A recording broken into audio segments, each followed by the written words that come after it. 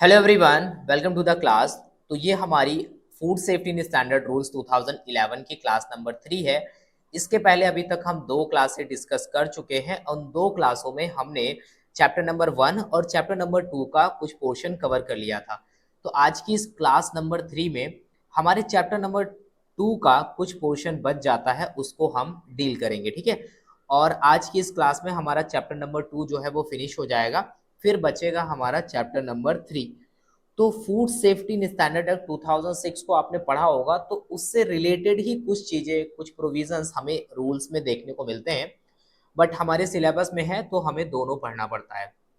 तो यहाँ पर सबसे इंपॉर्टेंट चीज जो आपको याद रखनी है, कुछ इंपॉर्टेंट जो प्रोसीजर वगैरह के बारे में बताया गया था उसको हम पढ़ रहे थे लास्ट क्लास में, हमने वहीं पे छोड़ा था।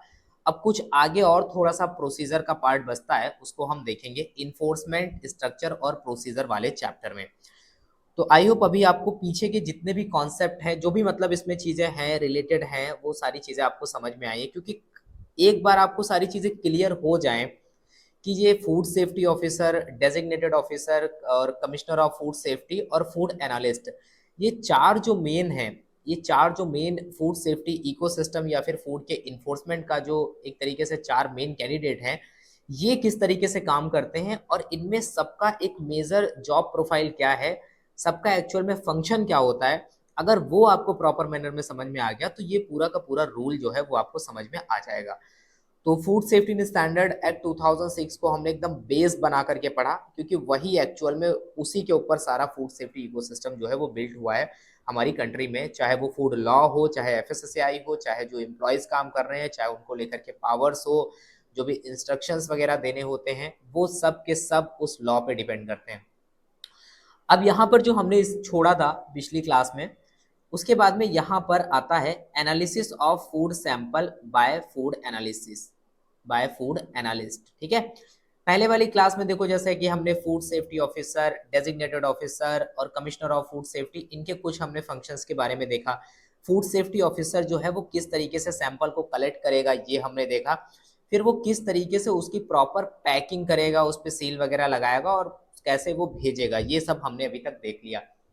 अब बात आती है कि एनालिसिस ऑफ फूड जो है वो तो किसके द्वारा करी जाएगी, फूड एनालिस्ट के द्वारा करी जाएगी, बाय फूड एनालिस्ट। तो फूड एनालिस्ट को लेकर के यहाँ पर ये बताया गया है कि उसको क्या प्रोसीजर फॉलो करना होगा जब वो एनालिसिस करेगा, तो उसके बारे में यहाँ पर चीजें मेंशन करी गई हैं।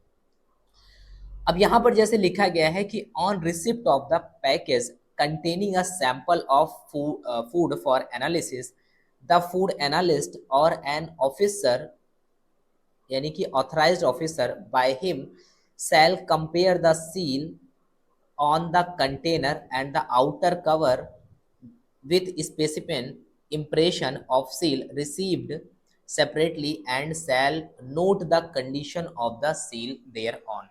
तो यहाँ पर ये बोला जा रहा है कि जो फूड एनालिस्ट है वो क्या करेगा, वो रिसीव करेगा, फूड सैंपल को रिसीव करेगा जिसकी एनालिसिस करनी है। उसके बाद में क्या करेगा, वो उसकी सील वगैरह को चेक करेगा, कंपेयर करेगा, कंटेनर को देखेगा, उसके आउटर कवर को देखेगा। उसके बाद में जो स्पेसिमेन है उसको प्रॉपर चेक करेगा और जो उसको प्रॉपर सील रिसीव्ड हुई है वो देखेगा कि वो प्रॉपर मैनर में है, कहीं वो ओपन तो नहीं है, ये सारी चीज़ें वो चेक करेगा। और उसकी जो भी कंडीशन होगी उसको वो नोट डाउन करेगा, ठीक है। जो भी कंडीशन होगी उसकी, उसको वो नोट डाउन करेगा।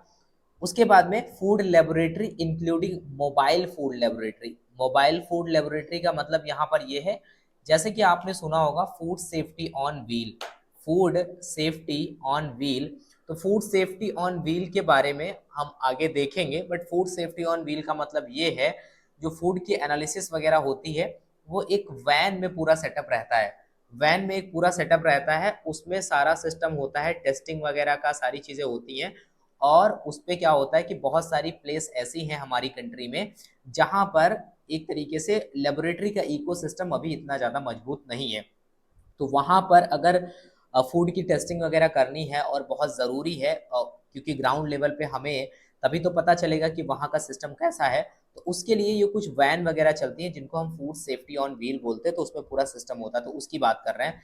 तो जैसे कि food laboratory including mobile food laboratory, उसके अलावा यहाँ पर आप देखोगे कि मे बी इस्टेब्लिश और नोटिफाइड बाय द सेंट्रल और state government for the purpose of testing food sample received from the food safety officer purchaser. तो यहाँ पर क्या होगा कि जो भी फूड लेबोरेटरी है वहां पर ये सैंपल भेजा जाएगा और फूड एनालिस्ट उसको रिसीव करेगा। If the sample container received by the food analyst is found to be in broken condition, अगर जो रिसीव करता है अगर वो ब्रोकन कंडीशन में है या फिर अनफिट फॉर एनालिसिस है, he shall with a period of 7 days, तो 7 days के अंदर वो क्या करेगा, from the date of receipt of sample inform the designated officer about the same and the request him to send the second part of the sample for analysis. Food analyst को sample मिला, उसने check किया, अगर वो broken condition में है, अगर वो अनफिट है फॉर एनालिसिस, तो वो क्या करेगा, विद इन 7 days, जिस डेट को उसको रिसीव किया है उसके 7 दिन के भीतर from the date of receipt वो क्या करेगा, उस सैंपल को लेकर के इन्फॉर्म करेगा डेजिग्नेटेड ऑफिसर को about the same and request करेगा कि send the second part of the sample. Second part of the sample को सेंड करने के लिए बोलेगा जिससे वो प्रॉपर मैनर में टेस्टिंग कर सके। तो यहाँ पर अगर कंडीशन प्रॉपर नहीं पाई जाती है तो वो दूसरा सैंपल मंगाने के लिए रिक्वेस्ट कर सकता है। आपको पहले ही क्लास में बताया है ऑलरेडी कि सैंपल को 4 पार्ट में डिवाइड किया जाता है। तो 4 पार्ट में जो डिवाइड किया जाता है उसमें एक पार्ट भेज दिया जाता है, बाकी 3 पार्ट डेजिग्नेटेड ऑफिसर के पास में होते हैं। तो सेकेंड पार्ट के लिए रिक्वेस्ट कर सकता है फूड एनालिस्ट कि सर आपके पास में जो सैंपल अवेलेबल है उस पार्ट को आप हमारे पास में भेज दो।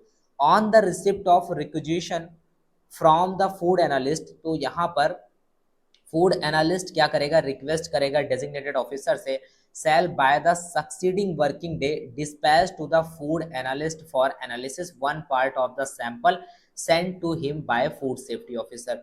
तो विद इन जो सक्सीडिंग वर्किंग डे होगा उसमें डेजिग्नेटेड ऑफिसर इसको भेज देगा, और किसके द्वारा भेजेगा, फूड सेफ्टी ऑफिसर के द्वारा भेजा जाएगा दोबारा से सैंपल, ठीक है। उसके बाद में देखो दिया गया है कि on the receipt of sample food analyst shall analyze. अब जैसे ही फूड एनालिस्ट को फ्रेश सैंपल मिल जाएगा एनालिसिस के लिए, वो उसको एनालाइज करेगा, cause to be analyze the sample and send the analysis report mentioning the method of analysis. अब जो फूड एनालिस्ट है वो एनालिसिस करेगा, उसकी रिपोर्ट भी क्या करेगा, सेंड करेगा, और उस रिपोर्ट में वो मेंशन करेगा कि कौन से मेथड फॉर एनालिसिस यूज किए गए हैं। जब भी फूड की एनालिसिस करेगा तो उसमें कौन सा मेथड उसने यूज किया है ये भी मेंशन करेगा। The analysis report shall be as per form 7A। ये आपको याद रखना है, कभी कभी क्वेश्चन इससे पूछ लिए जाते हैं कि जैसे कि यहाँ पर जो रिपोर्ट भेजी जा रही है तो वो कौन सा फॉर्म भरा जा रहा है, ये बात आपको पता होनी चाहिए। एंड 4 कॉपीज, अब वहां पर 4 copies of the same shall be send to the designated officer, और उसकी 4 कॉपियां सेंड करी जाएंगी। जब फील्ड से सैंपल कलेक्ट किया जा रहा था तब भी वहां पर 4 सैंपल थे। अब जब रिपोर्ट जा रही है तो उस रिपोर्ट की भी 4 कॉपियां सेंड करी जाएंगी डेजिग्नेटेड ऑफिसर को फूड एनालिस्ट के द्वारा। Under whose jurisdiction the food safety officer function और the purchaser of article of food, यानी कि डेजिग्नेटेड ऑफिसर का जो जुरिसडिक्शन एरिया होगा, यानी कि उसका जो एरिया होगा उसको, मतलब उस पर्टिकुलर एरिया का जो भी डेजिग्नेटेड ऑफिसर होगा उसको यहाँ पर भेजा जाएगा। The analysis report shall be signed by the food analyst उस पर साइन करेगा, and such report shall be sent with in 14 days। अब ये जो रिपोर्ट भेजी जाएगी ये विद इन 14 days भेजी जाएगी of the sample by food analyst. तो आपको यहाँ पर याद क्या रखना है, आपको पहली बात तो यही याद रखनी है कि फूड एनालिस्ट के पास में जो सैंपल आएगा उसको प्रॉपर सील वगैरह चेक करेगा, अगर ब्रोकन है तो दोबारा से सैंपल मंगाएगा डेजिग्नेटेड ऑफिसर के द्वारा, विद इन 7 days वो इस बारे में इन्फॉर्म करेगा। जब उसको नया सैंपल मिल जाएगा तो उसकी टेस्टिंग करेगा, टेस्टिंग करने के बाद रिपोर्ट देगा, रिपोर्ट में मेथड वगैरह मेंशन करेगा, और उसके बाद में वो क्या करेगा, एनालिसिस की जो रिपोर्ट देगा वो फॉर्म 7A को फिलअप करेगा, उसकी 4 कॉपीज डेजिग्नेटेड ऑफिसर को देगा। उसके बाद में डेजिग्नेटेड ऑफिसर को जो रिपोर्ट उसे सेंड करनी होगी वो विद इन 14 days उसको रिपोर्ट देनी होगी। तो ये यहाँ से कुछ क्वेश्चंस ऐसे बन सकते हैं, ठीक है। उसके बाद में the designated officer shall kept 2 copies of the analysis, तो 2 कॉपीज तो वो अपने पास रख लेगा report for further action. 1 copy shall be send to the food safety officer, तो 1 कॉपी तो फूड सेफ्टी ऑफिसर के पास में भेज देगा for record, and 1 copy to the food business operator जहां से सैंपल कलेक्ट किया गया था। 2 कॉपीज अपने पास रखेगा, 1 कॉपी फूड सेफ्टी ऑफिसर के पास में, 1 कॉपी उसके पास जाएगी जहां से सैंपल को कलेक्ट किया गया था। Provided that in case the sample can not be analyse with in 14 days. अब सपोज दैट कि विद इन 14 डेज यानी कि 14 दिन के भीतर में फूड एनालिस्ट रिपोर्ट नहीं दे पाता है, सैंपल की एनालिसिस नहीं कर पाता है ऑफ इट्स रिसिप्ट यानी कि रिसिप्ट डेट से अगर देखा जाए, तो food analyst shall inform the designated officer and commissioner of food safety. Commissioner of food safety और डेजिग्नेटेड ऑफिसर को इन्फॉर्म करेगा, giving reason and specifying the time to be taken for analysis, और बताएगा कि सर इतना time क्यों लग रहा है और क्या रीजन है, या फिर ये बोलेगा कि और कितना टाइम लग सकता है, इस बारे में इन्फॉर्म करेगा। अब उसके बाद में देखो लिखा है the manual of the method of analysis as amended adopted by the food authority from time to time including AOAC, ये ISO, पियर्सन, जैकॉब्स और IUPAC हो गया, फूड केमिकल हो गया, कोडेक्स हो गया, वुडमैन हो गया, विंटन हो गया, विंटन, ये सब क्या है, ये सब मेथड वगैरह अगर वहां पर यूज किए जाते हैं, इनका यूज किया जाता है फूड के एनालिसिस में, तो प्रॉपरली मेंशन करना होगा वहां पर। However, in case the method for analyzing any parameter is not available in these manual, a validated method of analysis prescribed by the internationally recognized analytical regulatory agencies shall be adopted। अब यहाँ पर food analyst को जो manual दिया जाता है, उस manual में पता चला कि जो मेथड यूज करने हैं वो मेंशन नहीं है, तो उस केस में इंटरनेशनल लेवल पे अगर कोई मेथड अडॉप्ट किया गया है तो उसको वो वहां पर यूज कर सकता है और उसको रिकॉग्नाइज किया जाएगा। ठीक है, हो सकता है कुछ आर्टिकल ऑफ फूड की ऐसी टेस्टिंग हो सकती है कि जिनको लेकर के जो मैनुअल है उसमें नहीं मेंशन है। ठीक है, अब यहाँ पर देखो कमिश्नर ऑफ फूड सेफ्टी और इनके बारे में हम पढ़ रहे हैं, तो एक इंपॉर्टेंट बात देखो यहाँ पर ये समझ लेते हैं, सभी के लिए इंपॉर्टेंट है, चाहे फूड एनालिस्ट हो, क्योंकि सब एक साथ में जुड़े हुए हैं। तो कई सारे वीडियोस यूट्यूब पे देखने को आपको मिलेंगे, काफ़ी बड़े चैनल और सब जगह, कि एफएसओ के थोड़ा सा प्रमोशन को लेकर के हैं कि आप एफएसओ बनोगे, उसके बाद में आप वहाँ पर डिस्ट्रिक्ट एफएसओ बनोगे, फिर फाइनली आप जो है कमिश्नर, स्टेट कमिश्नर बन जाओगे। ठीक है, तो ये सब गलत है। अगर आप देखोगे कि पूरा का पूरा फूड लॉ हम पढ़ लेते हैं, तो एफएसओ का जो एफएसओ ज्वाइन करेगा किसी भी स्टेट में as a food safety officer, वो कमिश्नर ऑफ द स्टेट कभी नहीं बनेगा। देखो क्या होता है, एक स्टेट जो होता है वो इतना बड़ा होता है, ये मैं इस वजह से क्लियर कर रहा हूँ, बहुत सारे लोगों को डाउट है और ऐसे मैसेज मुझे रिसीव भी हुए हैं, तो यूट्यूब पे जाकर के देखा तो ऐसे वीडियोस अवेलेबल हैं, तो इस वजह से हम यहाँ पर इसको डिस्कस कर रहे हैं। तो जो स्टेट होता है उस स्टेट में कमिश्नर ऑफ फूड सेफ्टी केवल एक कैंडिडेट होता है। सपोज दैट यूपी है या फिर झारखंड है या फिर राजस्थान है, कोई भी स्टेट है, वहां पर एक सिंगल कैंडिडेट जो होता है वो होता है जिसके ऊपर पूरे स्टेट की रिस्पॉन्सिबिलिटी होती है। आप समझो, जिसके ऊपर पूरे के पूरे स्टेट की रिस्पॉन्सिबिलिटी होती है फूड सेफ्टी को लेकर के, तो फूड सेफ्टी ऑफिसर जो होता है वो कभी यहाँ पे नहीं पहुंच सकता है कि आपने आपने सिंगल एक एग्जाम क्वालिफाई किया, एक जस्ट आपने एक इंटरव्यू दिया और आप एफएसओ बन गए, कुछ दिनों के बाद में आपको कमिश्नर ऑफ फूड सेफ्टी बना दिया जाएगा, ऐसा बिल्कुल भी नहीं होता है। ठीक है, तो थोड़ा सा मिसगाइड करने वाली ये सारी इन्फॉर्मेशन रहती है यूट्यूब पे, तो उसको थोड़ा सा आप ध्यान से देखा करो। क्या होता है, ये जो कमिश्नर ऑफ फूड सेफ्टी होता है इसका काफ़ी लंबा करियर होता है। आप देखोगे तो सबसे पहले इनको सिविल सर्विसेज का एग्जाम क्वालिफाई करना होता है, फिर सिविल सर्विसेज का एग्जाम क्वालिफाई करने के बाद में कोई भी कैंडिडेट जब उसका प्रमोशन होता है, जब वो कमिश्नर रैंक पे पहुंचता है, या फिर आप देखोगे कि स्टेट में वो सेक्रेटरी रैंक पे पहुंचता है, तब जाकर के उसको कमिश्नर ऑफ फूड सेफ्टी बनाया जाता है। अब कमिश्नर ऑफ फूड सेफ्टी के ऊपर में बहुत बड़ी रिस्पॉन्सिबिलिटी होती है, बहुत बहुत बड़ी रिस्पॉन्सिबिलिटी होती है। एक यूपी जैसा स्टेट जहाँ पे आप देखोगे कि करोड़ों में जनसंख्या है, और वहां पर उसको फूड सेफ्टी को लेकर के डिसीजंस लेने होते हैं, क्योंकि उसके बिना अप्रूवल के कुछ भी नहीं हो सकता। तो इतने बड़े पद पे जो बैठा होता है वो ऑलरेडी बहुत हाई लेवल का एग्जाम क्वालिफाई करके बैठा होता है, तब जाकर के वो कमिश्नर ऑफ फूड सेफ्टी बनता है। तो यहाँ पर ऐसा कुछ भी नहीं होता है। हाँ, आपके प्रमोशंस होंगे, आप chief food safety officer, senior food safety officer, ऐसे आप बनोगे, बट ये एक डिफरेंट कैडर है, यहाँ पे आप डायरेक्टली जंप नहीं मार सकते। ठीक है, तो ये आई होप आपको ये डाउट क्लियर हो गए होंगे, बहुत सारे लोगों के मैसेज और आए तो हमने इसको यहाँ पर क्लियर कर लिया। ठीक है, तो अब हम अपने नेक्स्ट पॉइंट पे आते हैं, परचेजर में हैव द फूड एनालाइज्ड। अब यहाँ पर हमने पीछे देखा था कि एनालिसिस को लेकर के, कि analysis of food sample by food analyst. अब यहाँ पर बात ये हो रही है, अभी तक हम ये समझते चले जा रहे हैं कि फूड सेफ्टी ऑफिसर टेस्टिंग के लिए भेज रहा है, बट यहाँ पर ये भी लिखा है कि परचेजर में have the food analyse. Purchaser यानी कि हम और आप, कोई भी कैंडिडेट अगर चाहे तो वो भी फूड की एनालिसिस करवा सकता है, वो भी फूड की एनालिसिस करा सकता है। कैसे करा सकता है? अब परचेजर ऑफ फूड आर्टिकल, देखो ऐसा एक क्वेश्चन जेपीएससी और या फिर अदर स्टेट एफएसओ में भी देखा गया है, स्टेट एफएसओ या फिर किसी अदर एग्जाम में भी देखा जा सकता है। वो अगर फूड सेफ्टी से रिलेटेड है, चाहे वो उसका एग्जाम हो फूड एनालिस्ट का या फिर फूड सेफ्टी ऑफिसर का या फिर टेक्निकल ऑफिसर का, तो ये क्वेश्चन आपसे पूछा जा सकता है कि पूछा भी जा चुका है कि क्या परचेजर या फिर फूड सेफ्टी ऑफिसर या फिर अगर हम बात करते हैं फूड बिजनेस ऑपरेटर, क्या फूड की एनालिसिस करवा सकता है? तो सभी करवा सकते हैं। अभी हम आगे हम देखेंगे कि जो फूड बिजनेस ऑपरेटर होता है वो भी करा सकता है, परचेजर जो होता है वो भी करा सकता है, फूड सेफ्टी ऑफिसर वो भी करा सकता है। यानी कि ये सभी के सभी अगर चाहें तो फूड की एनालिसिस करवा सकते हैं। तो यहाँ पर क्लियरली लिखा गया है कि परचेजर में हैव द फूड एनालाइज, तो परचेजर जो है वो भी फूड की एनालिसिस करवा सकता है। अब purchaser of food article may, if he so desire, have the article analyzed by the food analyst according to the procedure notified by the food authorities। अगर वो ऐसा चाहता है तो वो कर सकता है। मान लिया उसने किसी शॉप पे गया, उसको लगता है कि ये आर्टिकल ऑफ फूड जो सेल किया जा रहा है ये सही नहीं है, ये मिस ब्रांडेड है, या फिर ये इसके अंदर आप देखोगे कि सब स्टैंडर्ड्स क्वालिटी का फूड है, तो वो इसकी एनालिसिस करवा सकता है। ठीक है, इफ अ परचेजर, उसकी अगर इच्छा है to have the food article purchased by him, तो वो क्या करेगा? वहां से परचेज करेगा। Him to be analysed by food analyst, he shall give a notice in writing, अब वो नोटिस देगा, बताएगा कि हम इसकी एनालिसिस करवाना चाहते हैं राइटिंग में।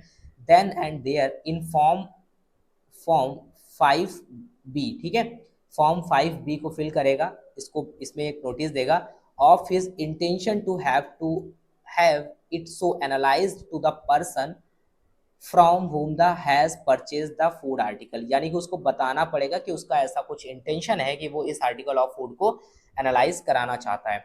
फिर उसके बाद में क्या होगा? अगर परचेजर वहां पे कराना चाहता है तो इस केस में क्या होगा? जैसे कि हमने पीछे फूड सेफ्टी ऑफिसर के बारे में पढ़ा था कि फूड सेफ्टी ऑफिसर सैंपल को कलेक्ट करेगा, उसके बाद में वो 4 पार्ट में डिवाइड करेगा। तो सेम कुछ ऐसा ही आपको यहाँ पर भी देखने को मिलेगा कि यार आपको यहाँ पर ये देखने को मिलेगा इन दैट केस क्या होगा? Sample shall be divided into 2 part, तो परचेजर 2 पार्ट्स में डिवाइड करेगा। अगर ऑलरेडी वो सील्ड पैक है तो उसके 2 पैकेजेस को लेगा। Will be taken each of which will be marked and sealed, उसको मार्क करेगा, उसके ऊपर सील लगाएगा, जो हमने ऑलरेडी पीछे देखा था, फास्टेन करेगा। उसके बाद में such a manner as its nature permits and the signature and the thumb impression of the person, जहां से वो ले रहा है, कलेक्ट कर रहा है, उसके थंब इम्प्रेशन, इसके साथ ही साथ उसके सिग्नेचर उसके ऊपर मेंशन किए जाएंगे। Whom the sample has been taken और विटनेस विल बी अफिक्स्ड, वहां पर जो विटनेस होंगे उनको भी लेगा। अगर वो सिग्नेचर देने से पर्टिकुलर फूड बिजनेस ऑपरेटर मना करता है तो क्या करेगा? वहां पर जो लोग अवेलेबल होंगे उनका विटनेस ले लेगा। The purchaser will forward one part of the sample to the food analyst, एक पार्ट जो है फूड एनालिस्ट के पास में भेज देगा, एंड द अदर पार्ट भेज देगा डेजिग्नेटेड ऑफिसर के पास में, which can be used in event of the appeal bye food business operator, वो फूड डेजिग्नेटेड ऑफिसर के पास में भेज देगा। तो अगर फूड बिजनेस ऑपरेटर उसके बाद में अपील करता है तो ये जो सेकंड पार्ट जा रहा है डेजिग्नेटेड ऑफिसर के पास में, इसकी टेस्टिंग के लिए दोबारा से भेजा जा सकता है किसी अदर लैब में, यानी कि रेफरल फूड लेबोरेटरी में। ठीक है, तो आपको ये समझ में आया कि जब परचेजर यानी कि हम और आप जब ऐसा करेंगे तो हम उस सैंपल को 2 पार्ट में डिवाइड करेंगे। ठीक है, 2 पार्ट में डिवाइड करेंगे।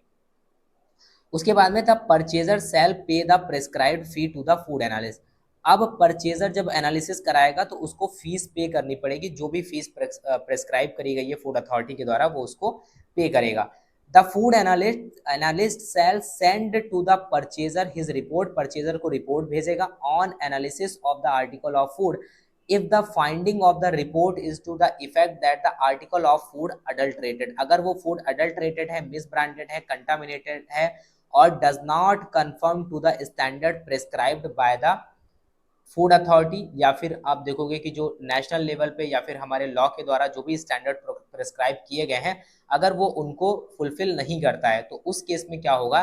Food analyst shall also send his report in triplicate to the designated officer, designated officer के पास में भी रिपोर्ट सेंड करेगा of the area in which the article of food was purchased beside sending a copy of report to the purchaser, यानी कि purchaser के पास में भी रिपोर्ट सेंड करी जा रही है, उसके बाद में डेजिग्नेटेड ऑफिसर के पास में भी रिपोर्ट जो है वो सेंड करी जा रही है। ठीक है, उसके बाद में the report of food analyst shell be send with in 14 days, 14 days के भीतर उसको यहाँ पर भी रिपोर्ट सेंड करनी होगी of the article of food for analysis and such report shall be in form 7A, form 7A में report यहाँ पर दी जाएगी फूड एनालिस्ट के द्वारा, ठीक है। उसके बाद में देखो यहाँ पर क्या लिखा गया है, ये तो हमने देखा जो परचेजर है वो किस तरीके से एनालिसिस करा सकता है।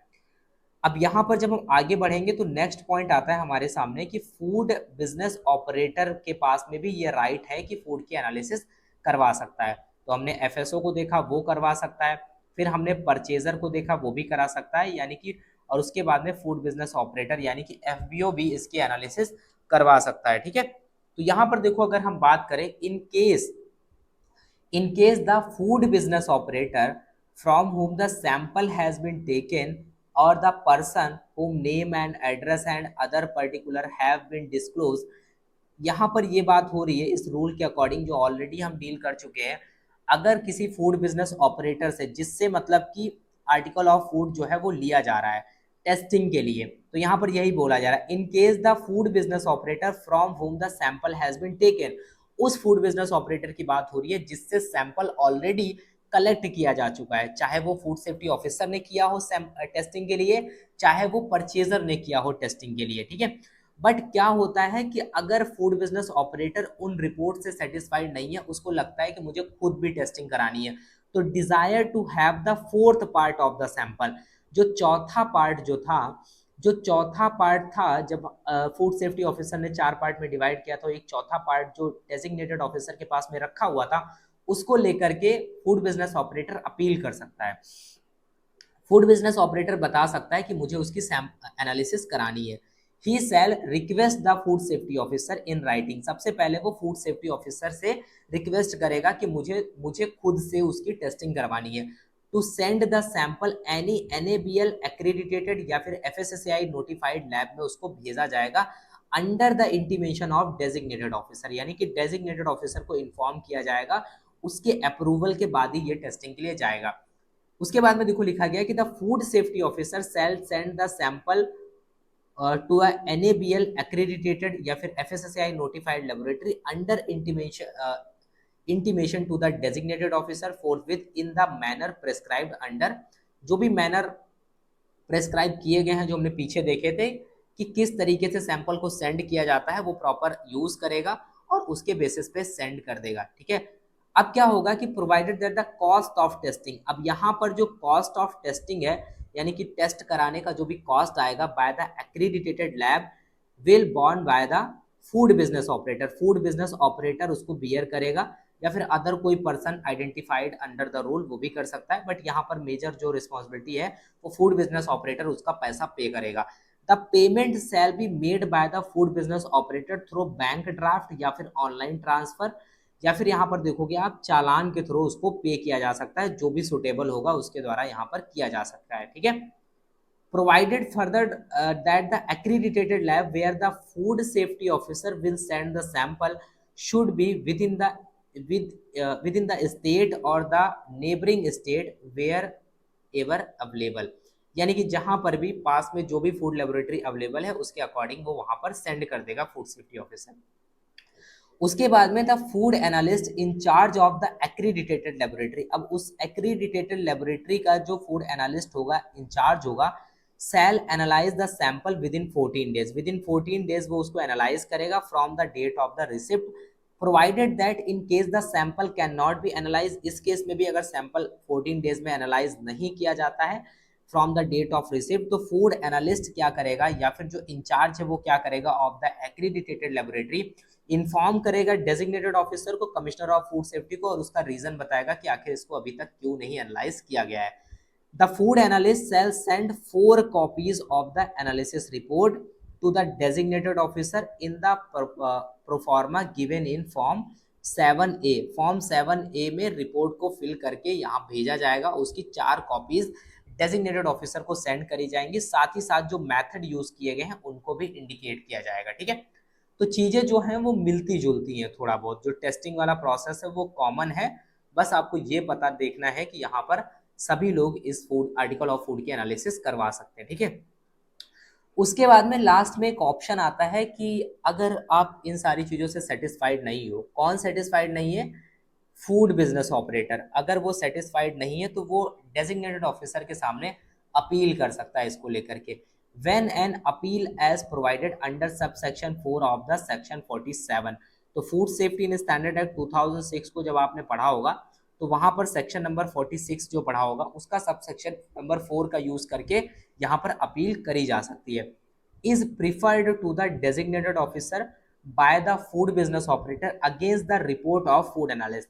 अब फूड एनालिस्ट की जो रिपोर्ट आती है अगर वो उससे सेटिस्फाइड नहीं है तो वो यहाँ पर डेजिग्नेटेड ऑफिसर के सामने अपील कर सकता है। The designated officer shall if he so decides within 30 days from the receipt of such appeal after considering the material placed before him and after giving an opportunity to food business operator to be heard shall forward one part of the sample to the referral food laboratory। अब ये appeal करेगा तो ये जो testing report मिल रही है food analyst के द्वारा फूड बिजनेस ऑपरेटर को, उसके विद इन 30 डेज के बाद करोगे तो कोई भी अपील वहां पर नहीं सुनी जाएगी। तो डेजिग्नेटेड ऑफिसर के सामने अपील करेगा तो डेजिग्नेटेड ऑफिसर उसको अपॉर्चुनिटी देगा कि हाँ भाई अपनी आप बात रखो। जब वो बात रखेगा अगर वो उसकी इच्छा है तो वो एक पार्ट जो है उसको रेफरल फूड लेबोरेटरी में भेज देगा टेस्टिंग के लिए।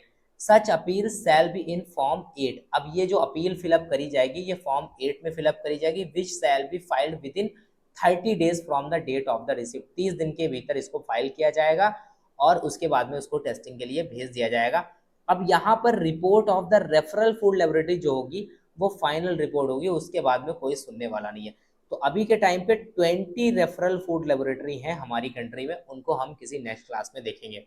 The designated officer shall forward one part of the sample under appropriate condition as prescribed for the product, including transport, to retain the integrity of the sample. The cost of the sample, cost of analysis of the sample shall be borne by the food business operator। तो इस case में जो cost होगी वो food business operator के द्वारा bear करी जाएगी। The remaining sample will also be safely kept under appropriate condition to prevent the deterioration. तो उसको खराब होने से बचाने के लिए उसको प्रॉपर कंडीशन में रखा जाएगा जो भी रिमेनिंग सैंपल है, ठीक है। तो आई होप आपको यहाँ पर ये समझ में आया कि लगभग सब जगह पे एक कॉमन प्रोसेस यूज हो रहा है बट कुछ इंपॉर्टेंट बातें हैं जिनको आपको ध्यान रखना है। तो लास्ट में डेजिग्नेटेड ऑफिसर के सामने जो फूड बिजनेस ऑपरेटर है वो अपील कर सकता है कि भाई उसकी सुनवाई के लिए यहाँ पर डेजिग्नेटेड ऑफिसर है, वो सुनेगा उसकी बात को और उसके बाद में विद इन 30 डेज अगर वो अपील करता है तो टेस्टिंग के लिए रेफरल फूड लेबोरेटरी में सेम सैंपल को भेज दिया जाएगा। यही रीज़न है कि 4 पार्ट यहाँ पर किए जाते हैं, क्योंकि बाद में अगर कोई इशू होगा तो फिर क्या किया जाएगा, ठीक है। तो इस वजह से यहाँ पर 4 पार्ट में इसको डिवाइड किया जाता है। आई होप आपको सारी चीज़ें समझ में आ गई होंगी। एनालिसिस ऑफ सैंपल से लेकर के फूड सेफ्टी ऑफिसर, ये सब किस तरीके से फील्ड में जब आप जाओगे तो इस तरीके से आपको काम करना होगा। तो पूरा का पूरा आपको फूड लॉ आई होप समझ में आ गया होगा और रूल्स का जो चैप्टर नंबर 2 है वो आपको समझ में आ गया होगा। अब नेक्स्ट क्लास में हम रूल्स 2011 का चैप्टर नंबर 3 डिस्कस करेंगे, जिसमें हम एडजुडिकेशन के बारे में समझेंगे, यानी कि कोर्ट से रिलेटेड जो हम सिविल कोर्ट, डिस्ट्रिक्ट कोर्ट होते हैं, वैसे ही हमारा फूड का एक अपीलेट ट्रिब्यूनल है, वहां पर क्या प्रोसीजर यूज होता है उसको लेकर के हम बात करेंगे नेक्स्ट क्लास में। तब तक के लिए thank you, have a nice day, मिलते हैं नेक्स्ट क्लास में।